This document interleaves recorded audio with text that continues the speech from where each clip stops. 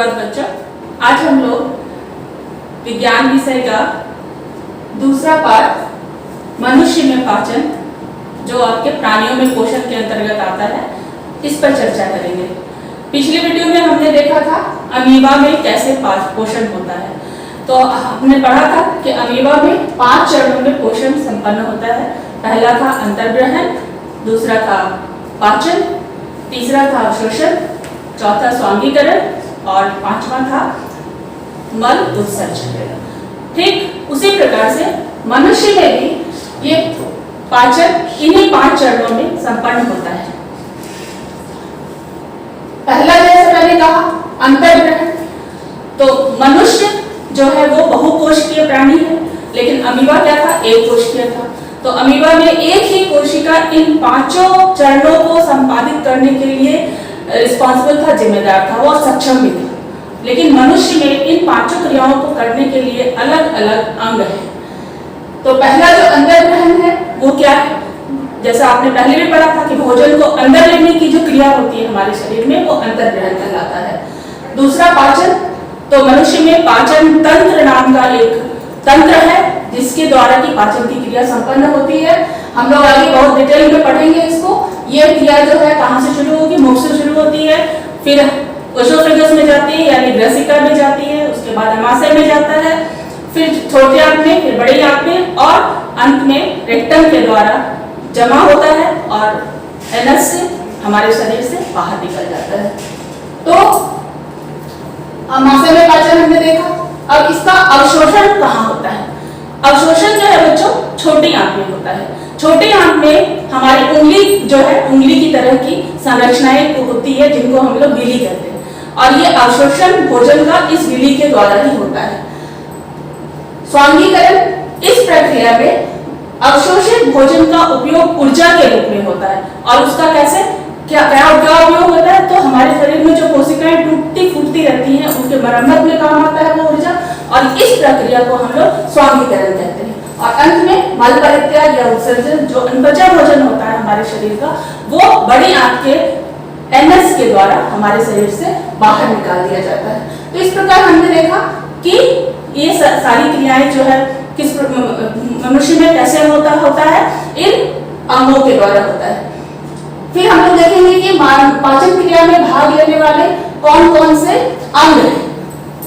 तो बच्चों, मनुष्य में जो पाचन क्रिया में भाग लेते हैं उनके लिए एक विशेष प्रकार का अंग हमारे ऊपर वाले ने डिजाइन कर रखा है।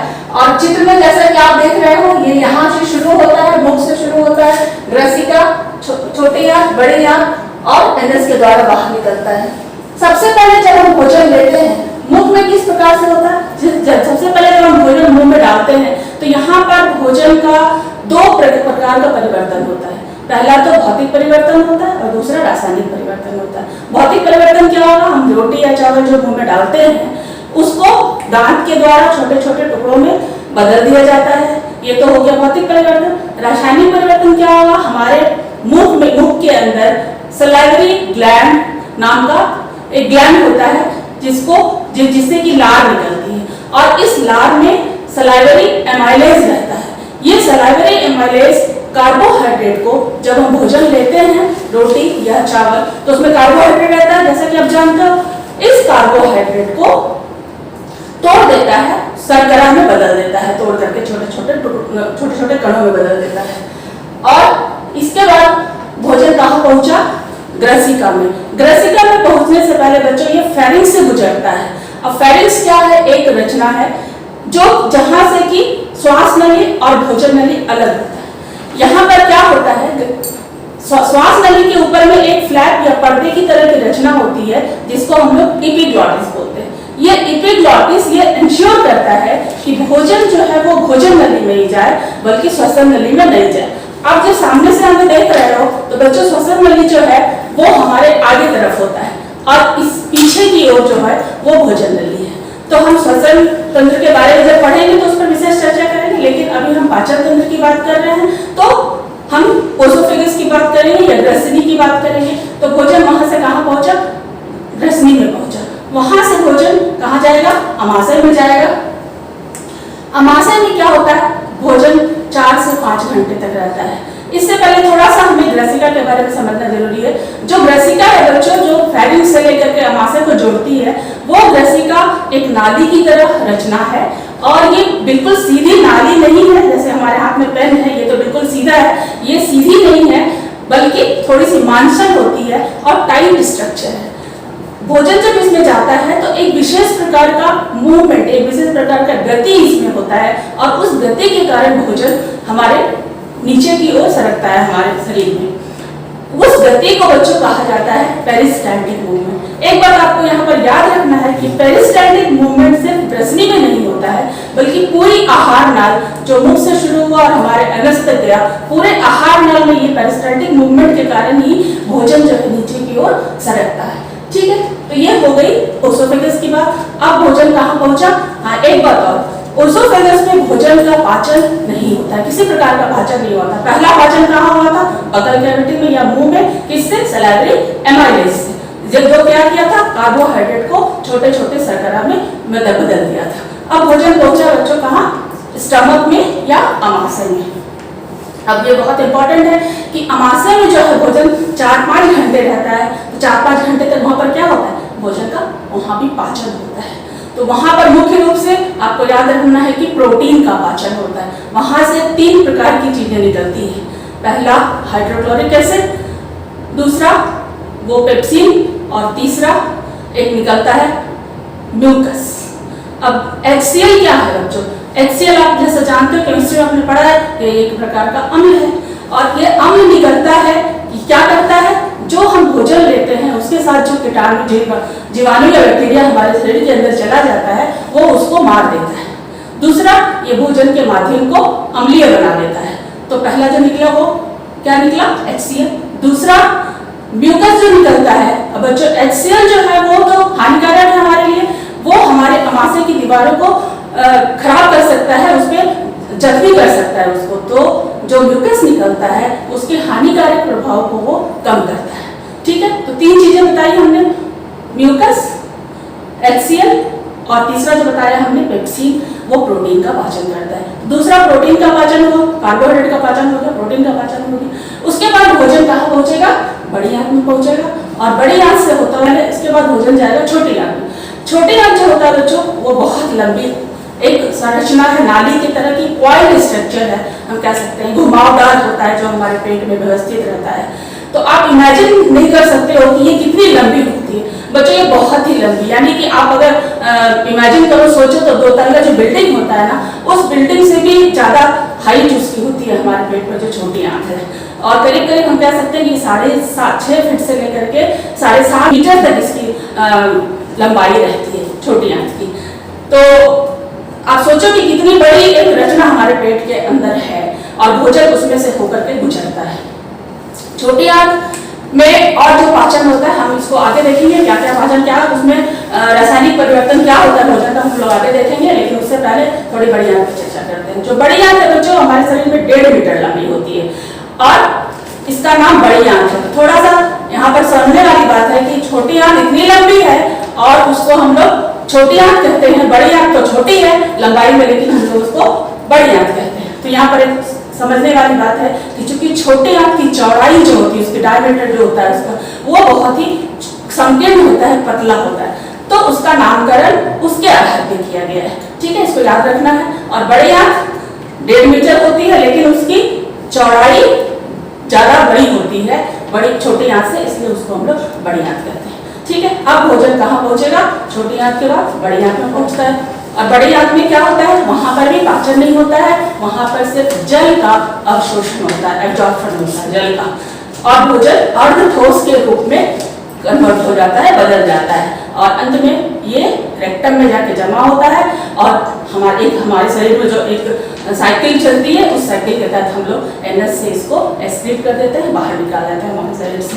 ठीक है बच्चों, तो इस तरह से हमने देखा कि कहाँ से मुख से शुरू होगा एनएस तक ये भोजन का क्या हुआ, चलना, वो भोजन उतनी दूरी तय करके गया और इन सारे चीजों को हम लोग क्या मिलाकर कहेंगे आहार नाल। तो बच्चों आहार नाल की कुल लंबाई करीब 9 मीटर हो जाती है, जिसमें कि अभी हमने बताया 7 मीटर तो करीब छोटी आंत है, 1.5 मीटर बड़ी आंत है, ओसोफेगस भी है वो करीब 0.25 मीटर वो भी होता है। तो कुल मिलाकर के जब हम देखेंगे तो ये करीब करीब 9 मीटर की हो जाती है।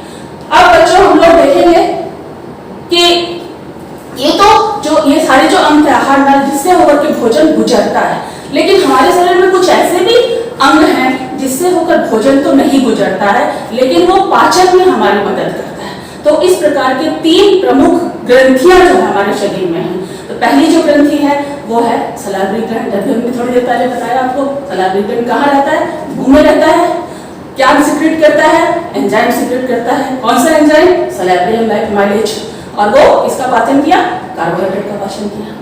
ठीक है, दूसरी जो बड़ी ग्रंथि हमारे शरीर में है बच्चों, सबसे बड़ी ग्रंथि हमारे शरीर की वो होता है यकृत, उसको इंग्लिश में बोलते हैं लीवर। बच्चे वो हमारे शरीर में अमाशय के ठीक बगल में ट्रायंगुलर और भूरे रंग का स्ट्रक्चर है, त्रिकोणाकार भूरे रंग का एक संरचना है जिसको हम लोग यकृत कहेंगे। अगर प्रश्न में आता है हमारे शरीर की सबसे बड़ी ग्रंथि कौन सी है, तो वो है यकृत, या इंग्लिश में इसको बोलेंगे लीवर। इस लीवर से एक विशेष प्रकार का जूस का सिक्रेशन होता है बच्चे, उस जूस का नाम है बाइल जूस। ठीक है, या पित्त रस कहते हैं उसको। यह पित्त रस जमा होता है कहीं पर, कहाँ पर जमा होता है, एक रचना है जिसको हम लोग गॉल ब्लैडर कहते हैं या पित्ताशय कहते हैं हिंदी में। तो ये पित्ताशय में जमा रहता है। पित्ताशय से जब जरूरत होता है तो वहां से पित्त वाहिनी द्वारा या बाइल डक्ट के द्वारा छोटी आंत में वो जाता है। अब पित्ताशय का क्या काम हुआ, पित्ताशय का काम होता है बच्चों वसा का पाचन अप्रत्यक्ष रूप से करता है, खुद उसमें हिस्सा नहीं लेता, बल्कि एक एक्टिवेट करके एक लाइपेज नाम का एंजाइम है उसको वो सिक्रेट करता है, और वो लाइपेज जो है वसा का पाचन करता है। तो देखो एक बार तो बचा, यहाँ पर वसा का पाचन हुआ, कार्बोहाइड्रेट का पाचन हो गया, प्रोटीन का पाचन हो गया, वसा का पाचन हो गया। लेकिन इस 3 प्रोसेस जो हमने बताया उसमें इन तीनों का पूरी तरह से पाचन नहीं होता। अब पूरा पाचन कहाँ होगा, तो अमाशय के ठीक पीछे और नीचे साइड में पीछे की तरफ एक ग्रंथि है। ये भी बहुत ही हमारे शरीर की प्रमुख ग्रंथि है और मुख्य ग्रंथि है। इसका नाम है अग्नाशय या पेनक्रियास, इसे हम इंग्लिश में बोलेंगे। बच्चे इस पेनक्रियास से भी 3 तरह का एंजाइम सिक्रेट होता है। इसका नाम है लाइपेज, ट्रिप्सिन और एमाइलेज। एमाइलेज जो होता है बच्चों वो आपका फिर यहाँ पर कार्बोहाइड्रेट का पाचन करता है। एक तो मुख में किया था पाचन, यहाँ पर फिर कार्बोहाइड्रेट जो नहीं पच पाया, जो नहीं पचा सका, वो वाला एंजाइम सलाइवरी एमाइलेज, उसका पाचन यहाँ पे होता है। जो प्रोटीन नहीं पचा पाया था अमाशय, उसका पाचन फिर यहाँ पर होगा, किसके द्वारा, ट्रिप्सिन के द्वारा। एमाइलेज कार्बोहाइड्रेट, ट्रिप्सिन प्रोटीन, और तीसरा जो एक एंजाइम है लाइपेज, वो वसा का पाचन करता है।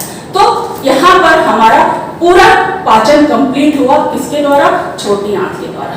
तो इस तरह से हम कह सकते हैं कि छोटी आंत में हमारे भोजन का 100% पाचन जो भी हमने खाया वो पच जाता है। छोटी आंत का और एक बहुत बड़ा इंपॉर्टेंट रोल है, वो है एब्जॉर्प्शन, जो हमने पहले भी जिक्र किया था। तो वहां पर क्या करता है, जो भोजन हमने खाया उसका जो छोटे छोटे मॉलिक्यूल में ब्लड के एब्जॉर्प्शन, ब्लड को अवशोषित करने लायक को कन्वर्ट हो जाता है। पाचन का डेफिनेशन भी वही है कि गैर अवशोषित भोजन को अवशोषित फॉर्म में कन्वर्ट कर देना ही पाचन। तो यहाँ पर भोजन का पूरा अवशोषण हो जाता है और ये ब्लड वेसल्स के द्वारा हमारे शरीर के विभिन्न भागों में चला जाता है।